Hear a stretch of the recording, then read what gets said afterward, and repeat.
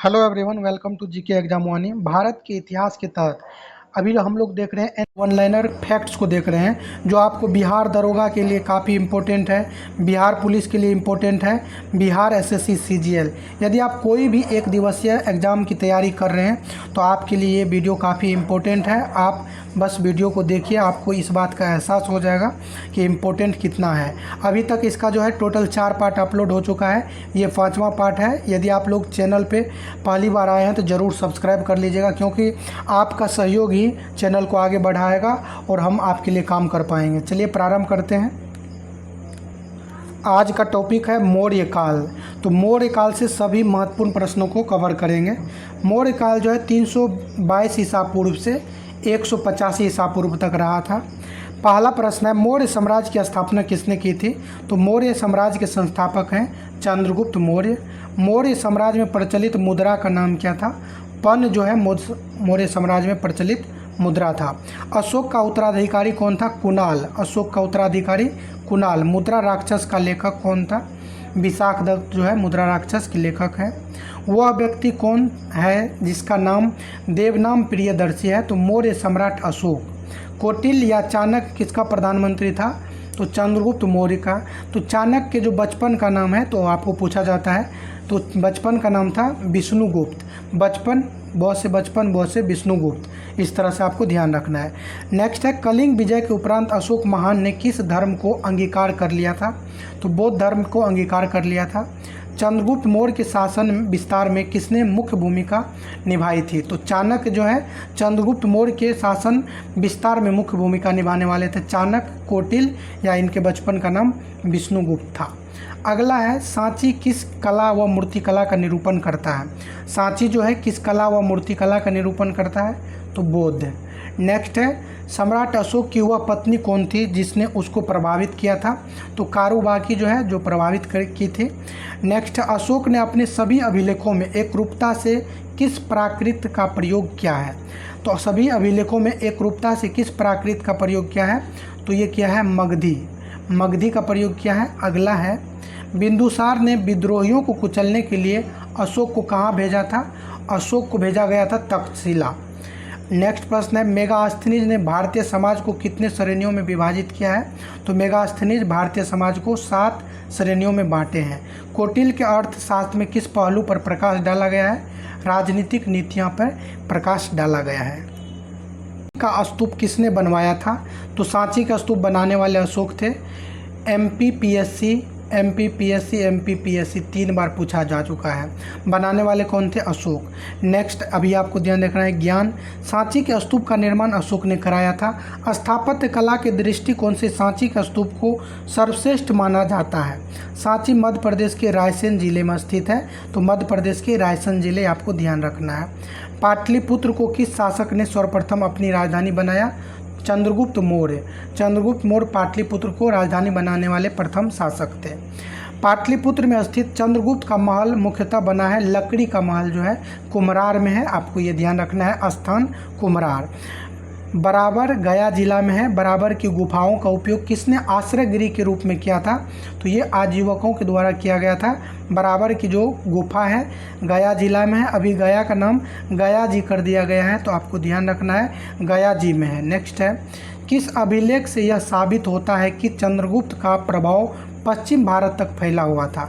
चंद्रगुप्त का प्रभाव पश्चिम भारत तक, तो रुद्रदामन का जूनागढ़ अभिलेख, ये जूनागढ़ गुजरात में है। तो यहीं से आप देख सकते हैं कि ये लोकेशन आपको है वेस्ट में देखने को मिलेगा। केवल वह स्तंभ जिसमें अशोक ने स्वयं को मगध का सम्राट बताया, तो उस स्तंभ का नाम है भाबरू स्तंभ। अपने आप को मगध का सम्राट बताया है तो भाबरू स्तंभ में। अर्थशास्त्र का लेखक समकालीन था चंद्रगुप्त मौर्य के। नंद वंश के पश्चात मगध पर शासन किया था मौर्य वंश। आपको ये क्रम याद रखने के लिए एक छोटा सा ट्रिक मैं बता रहा हूँ, आपको ध्यान रखना है। तो ट्रिक है हसीन मशूकसा। इसे ध्यान रखना है, हसीन मशूकसा, हसीन मशूकसा, ये आपको ध्यान रखना है। हर्यक, शिशुनाग, नंदवंश, मौर्य, स्व से शुंग वंश, क से कन्नव और सा से सातवाहन वंश। तो ये क्रम आपको ध्यान रखना है, हसीन मशूकसा। कोई भी प्रश्न आपसे कभी भी गलत नहीं होगा। तो यहाँ पे पूछा गया नंद वंश के पश्चात कौन सा वंश शासन किया था, तो मौर्य वंश। तो हसीन मसू, तो 9 के बाद क्या आया था, मो आया था, तो मौर्य वंश हो जाएगा। मौर्य काल में शिक्षा का सर्वाधिक प्रसिद्ध केंद्र तक्षशिला जो है शिक्षा का सर्वाधिक प्रसिद्ध केंद्र है। मेगास्थनीज की पुस्तक का नाम क्या, इंडिका है। जिसके ग्रंथ में चंद्रगुप्त मौर्य का विशिष्ट रूप से वर्णन हुआ है वह है विशाखदत्त। विशाखदत्त के जो है पुस्तक, उसमें चंद्रगुप्त मौर्य का विशिष्ट रूप से वर्णन किया गया है। वह स्रोत जिसमें पाटलिपुत्र के प्रशासन का वर्णन उपलब्ध है। पाटलिपुत्र के प्रशासन ये इंडिका में देखने को मिलेगा आपको। चलिए नेक्स्ट प्रश्न पे चलते हैं। नेक्स्ट है अशोक के शिलालेखों में प्रयुक्त भाषा है प्राकृत। अशोक के शिलालेख में प्रयुक्त भाषा प्राकृत है। प्रथम भारतीय साम्राज्य किसके द्वारा स्थापित किया गया, चंद्रगुप्त मौर्य के द्वारा।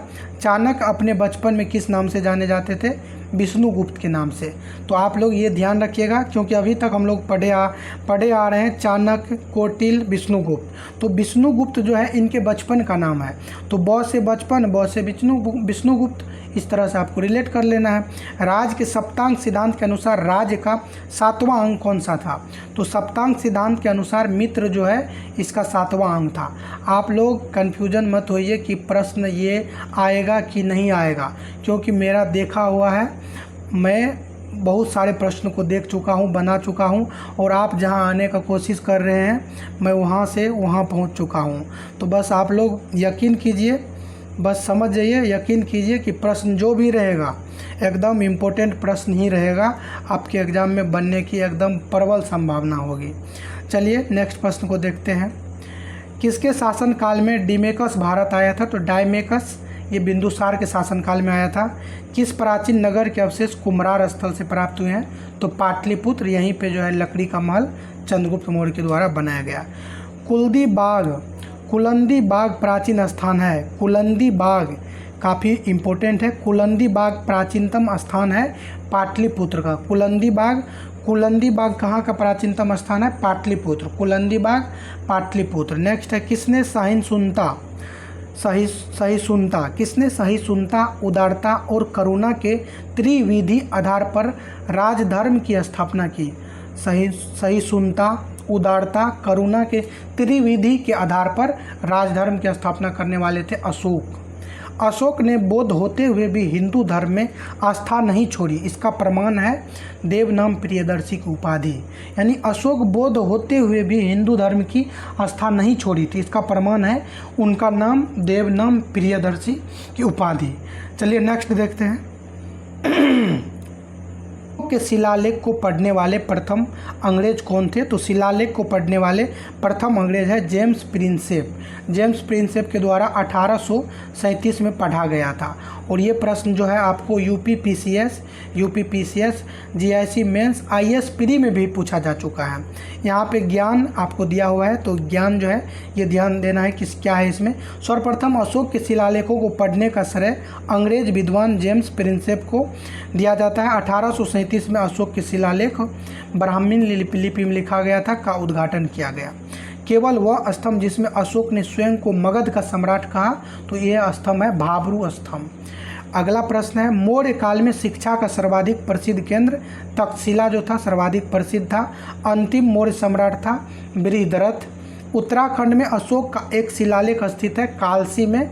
अशोक का एक शिलालेख उत्तराखंड में कहाँ है, कालसी में। सांची का स्तूप किसने बनवाया था, अशोक के द्वारा। प्राचीन भारत का वह प्रसिद्ध शासक जिसने अपने जीवन के अंतिम दिनों में जैन धर्म को अपनाया, चंद्रगुप्त मौर्य। चलिए नेक्स्ट है कलिंग युद्ध की विजय तथा क्षत्रियों का वर्णन अशोक के किस शिलालेख में है, तो ये है शिलालेख 13वें शिलालेख में कलिंग युद्ध का वर्णन है। प्रसिद्ध यूनानी राजदूत मेगास्थनीज भारत में किसके दरबार में आए थे, चंद्रगुप्त मौर्य के दरबार में आए थे। चंद्रगुप्त मौर्य ने सेल्यूकस को कब पराजित किया था, 305 ईसा पूर्व में। तो आपको एक चीज़ कमेंट में बताना है कि कलिंग का जो युद्ध हुआ था, कलिंग का युद्ध किस नदी के तट पे हुआ था, आपको नदी कमेंट करके बताना है। यदि आप लोग नहीं बता पाएंगे तो नेक्स्ट जो पार्ट आएगा उसमें मैं बताऊंगा कलिंग का युद्ध किस नदी पे लड़ा गया था, मोस्ट इम्पोर्टेंट है। चलिए अगला है, भारतीय लिखने की कला नहीं जानते थे, यह उक्ति किसकी है? तो ये कहे थे मेगास्थनीज ने कहा था कि भारतीय लिखने की कला नहीं जानते हैं। मौर्य काल में गुप्तचरों को क्या कहा जाता है? तो गुप्तचर को गुड पुरुष कहा जाता है। गुप्तचर जो है गुड पुरुष है। अशोक का समकालीन तुर्मे कहाँ का राजा था? यानी अशोक के समय एक राजा था तुर्मे, और तुर्मे कहाँ का था? मिस्र का था। तुर्मे में है यहाँ पे, तो मिस्र याद रखना है, तुर्मे मिस्र का राजा था। अगला प्रश्न है, किस ग्रंथ में शूद्रों के लिए आर्य शब्द का प्रयोग हुआ है? तो जो शूद्र थे उनके लिए आर्य शब्द का प्रयोग हुआ है अर्थशास्त्र में। अर्थशास्त्र में शूद्र के लिए आर्य शब्द का प्रयोग हुआ है। कौटिल्य द्वारा रचित अर्थशास्त्र कितने अधिकरणों में विभाजित है? तो मोस्ट इम्पोर्टेंट है, अर्थशास्त्र जो है आपको 15 अधिकरणों में विभक्त है, 15 भाग में विभक्त है। अशोक ने 261 ईसा पूर्व में कलिंग को जीतने के बाद क्या किया? भारी रक्तपात देख करके युद्ध की नीति को सदा के लिए त्याग दिया था। और यही कलिंग का युद्ध है जो किस नदी के तट पे हुआ था? तो नदी का नाम मैं बता दे रहा हूँ, दया नदी। आपको ट्रिक से याद रख लेना है कि अशोक ने इतना रक्तपात देखा कि उनको दया आ गया और नदी जो है खून का नदी बह गया, तो खून का नदी देख करके अशोक को दया आ गया था। तो दया नदी के तट पे कलिंग का युद्ध 261 ईसा पूर्व में लड़ा गया था, ये आपको ध्यान रखना है। नेक्स्ट है, अशोक के जो शिलालेख संगम राज के बारे में हमें बताते हैं उनमें शामिल है दूसरा एवं 13वां। अशोक के जो शिलालेख संगम राज के बारे में बताते हैं उसमें दूसरा और 13वां शामिल है। अशोक ने श्रीलंका में बौद्ध धर्म प्रचार करने के लिए महेंद्र पुत्र एवं पुत्री संघमित्रा को भेजा था। नेक्स्ट है, अशोक के मनसेहरा जो है पाकिस्तान में है एवं शाहबाज गढ़ी पाकिस्तान से प्राप्त बृहद शिलालेखों में किस भाषा का प्रयोग हुआ? तो खरोष्टी। तो मनसेहरा और शाहबाज गढ़ी जो है उसमें खरोष्टी भाषा का प्रयोग हुआ है। श्रीनगर की स्थापना किस मौर्य शासक ने की थी? अशोक। श्रीनगर की स्थापना करने वाले कौन है? अशोक। तो ये जो खरोष्टी है, तो आपको पाकिस्तान के लोग थोड़ा खरूस टाइप के हैं, इस तरह से याद रख लेना है। तो मनसेहरा और शाहबाज गढ़ी पाकिस्तान में है और वहाँ थोड़ा खरूसपन ज़्यादा है, तो खरोष्टी भाषा ध्यान रखना है। श्रीनगर को स्थापित किया था अशोक ने। लास्ट प्रश्न है, मौर्य साम्राज्य का किस अभिलेख में चंद्रगुप्त मौर्य और अशोक दोनों का उल्लेख किया गया है? तो चंद्रगुप्त मौर्य और अशोक दोनों का उल्लेख है महाक्षत्रप रुद्रदामन का जूनागढ़। तो जूनागढ़ जो है इसमें दोनों का है, तो आपको ध्यान रख लेना है जूनागढ़ जो है दोनों में ज्वाइंट है। अशोक और चंद्रगुप्त किस में ज्वाइंट है? तो रुद्रदामन के जूनागढ़ अभिलेख में।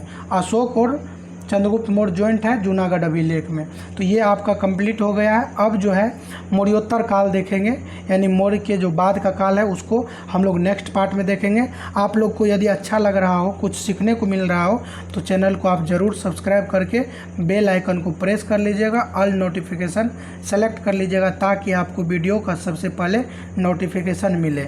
सभी लोगों को धन्यवाद।